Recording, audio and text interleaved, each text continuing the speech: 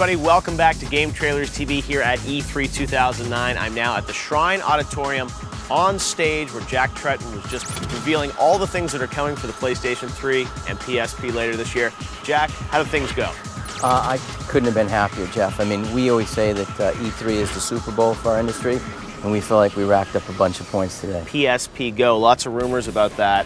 You showed it off. It's coming for $249. I think some people were a little surprised about the price tag of it, but you think it's going to be worth it, the $249? I don't think there's any question it's going to be worth it. And it's at the same price as the original PlayStation Portable. With all the features we've added and the great library of games, I think the consumer response is going to be great. Let's get right to PlayStation 3, though, because you guys had, I mean, an embarrassment of riches, I think, in terms of the content that you had here, starting with Uncharted 2, which looked absolutely phenomenal, God of War 3, which is coming in March 2010. Which titles to you really stand out as the big ones for PS3? Is it those two? Well, the games that I get very excited about, Uncharted 2, Among Thieves, just an incredible cinematic experience. We had it there on a 40 by 80 screen, and you know, it's an experience you can only have on PlayStation 3. And I mean, God of War 3, those are the titles that you're going to be talking about 20 years from now. No, it looks phenomenal. We're going to have to wait until March 2010 for that one. But, you know, you've got great content. I think people are looking at these games saying these are going to be probably, 90-plus rated games. And, you had Killzone earlier this year, which was, a critical hit. But, sales-wise, I think a lot of people wondered why it didn't do as well as, say, a Halo 3 from Microsoft, which, sold 1 million copies in a day. When you look back to Killzone and what happened there, does it worry you at all about how these games are going to sell this holiday season? Not at all, because our consumer has never been a one-trick pony. We don't sell a majority of our hardware to a consumer that wants to play one particular game. Killzone certainly checked the box for the fan of the first-person shooter, but there are so many other games. I mean, we have a wealth of riches. You said it yourself. Right. So Uncharted, God of War, and then some big announcements about exclusive titles for PlayStation 3 from third parties, which is something you've said in the past. You guys don't want to write checks to get third-party exclusivity, but a Final Fantasy MMO coming from Square exclusively, PlayStation 3, Final Fantasy 14. How'd you pull that one off? Well, the roar went up from the crowd, Final Fantasy 14, and then Agent from our good friends at Rockstar. We've been talking about that for years, about the next great franchise from Rockstar North. 2 years ago, you mentioned that you guys had sort of agreed to that as a way to let them do Grand Theft Auto 4 on Xbox 360. Last year, you didn't have any news. This year, you obviously feel that this is the next great franchise? Well, I mean, I think all things in time, right? We talk about the 10-year product life cycle. We talk about the marathon. Because we have that wealth of riches, it isn't like there is no tomorrow. And I think, with Agent on one shoulder and Final Fantasy 14 on the other, and then 15 exclusives from first party alone. And again, when people think about key titles, they don't say, is that a first party game or a third party game? They go, God of War 3, gotta have it. Now, the Agent, what is so exciting to you about that product? I mean, have you seen it yet, or what do you know about it? The thing that I'm so excited about is it's from Rockstar North, and anything they do is absolutely brilliant. They are a platform maker. And this is not the second string team that's doing it? I mean, these are going to be the real guys, full-fledged blockbuster game from This Rockstar? is Sam Houser and company. He's excited to do it, and we're excited to have him. Fantastic. Well, do we know anything about when that's going to come out? I mean, that's a couple years away, I assume? No dates to be announced yet, but it is in development.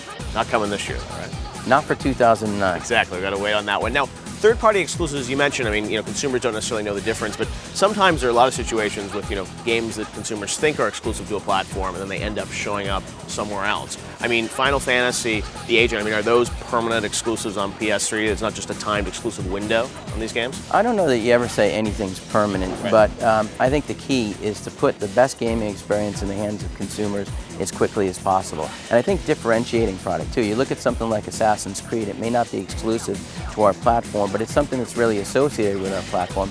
And now, with the interoperability of PlayStation Portable, that's just something that the consumer is not going to get to experience unless they buy Assassin's Creed 2 on PlayStation 3. Let's talk PlayStation Network. There have been a lot of announcements here at E3 about online functionality. Microsoft was talking about Facebook and Twitter. Nintendo was talking about Facebook. You didn't have any real announcements about social networking or anything around the PlayStation Network. Are you guys working on that stuff?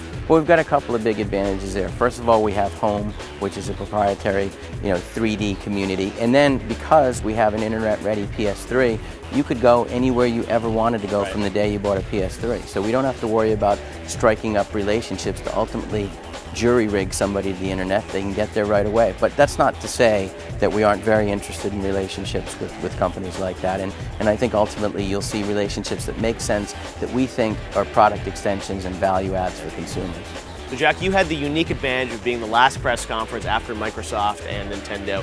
What was your take on what the competition said about what they were doing? I think anything that's good for the industry, and you've heard me say this before, benefits us ultimately. We want people interested in gaming, and if there's excitement generated from Nintendo and Microsoft, then that's good news for us. And I didn't get an opportunity to see them because I was a little busy preparing for ours, but I hope they had a good show.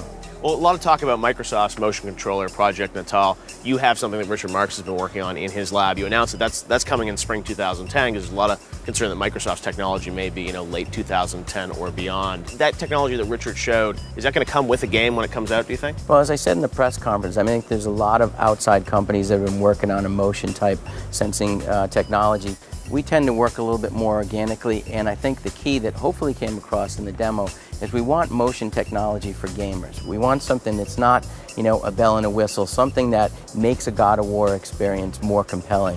But if you're a fan of God of War and this is a deviation and it pulls you out of your mojo in the game, then that's not going to be an add-on experience. It's going to be a different or separate experience, and we see it as being a complement to a lot of the things that we're already doing on PlayStation 3. But you're committed to getting that out in spring of 2010? Yeah, we're absolutely committed, and I think the beauty is, again, with that large internal development team, we're able to get these tools in people's hands very quickly, and you'll see the third-party guys get up to speed on it very quickly as well. And that won't require a new camera, right? If you have, a PlayStation 3i, you can use that same camera, can you? That's absolutely correct, and that's the beauty and that's the goal with PlayStation, is that you're not constantly making additional investments. You're amortizing that investment you made in the PlayStation 3 camera. All right, well, Jack, what about that elephant over in the room there, though? What's the elephant? No. The price of PS3. Where's the price drop? Well, I would hope after seeing that presentation, you're going to be saving your hard-earned money to buy games, and we showed value. Right. And at the end of the day, that's what people count on. I mean, you don't necessarily buy on price. Most often you buy on value, and we think the value goes without saying. But obviously, lower price, the more value people sometimes perceive in something. So, by the end of the year, do you think that you'll be able to adjust the price or bring it down or make something more economic for consumers? It's a little bit harder to talk about the future, but let me talk about the past for a minute. You look how far PlayStation 3 has come in 3 years, and it debuted at $599. It's 40% cheaper today. So will we continue to work on adding features, and will we continue to try to improve the value in the offering for the consumer? Absolutely. When is another question, and one I don't have an answer to today. And there were lots of leaks leading into the briefing for all these companies. It seems it's hard to keep things quiet. There were leaks, about potential PlayStation 3 Slim, which you did not show off. You did, obviously, the PS2 Slim. Is that something you're working on? Again, we're always working on improving our existing product line and really working on the next generation. So I think if you've looked at the evolution of the PlayStation Portal, PlayStation 1 and 2, clearly there's going to be a form factor change down the road, but nothing imminent. And then, so is that a hint of where the form factor might go? Or?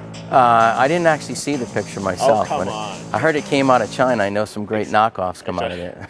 Jack, what is the highlight for you out of everything that you guys talked about for 2 hours?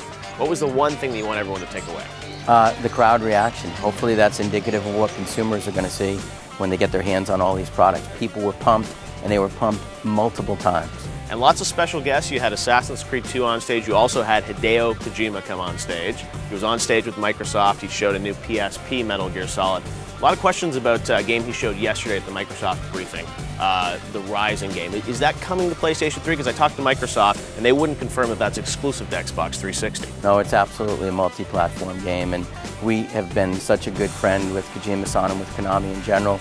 We're excited to have the next chapter in Metal Gear Solid coming to PlayStation Portal, but we also look forward to, quite frankly, anything Kojima-san does. All right, so we'll see that on PS3.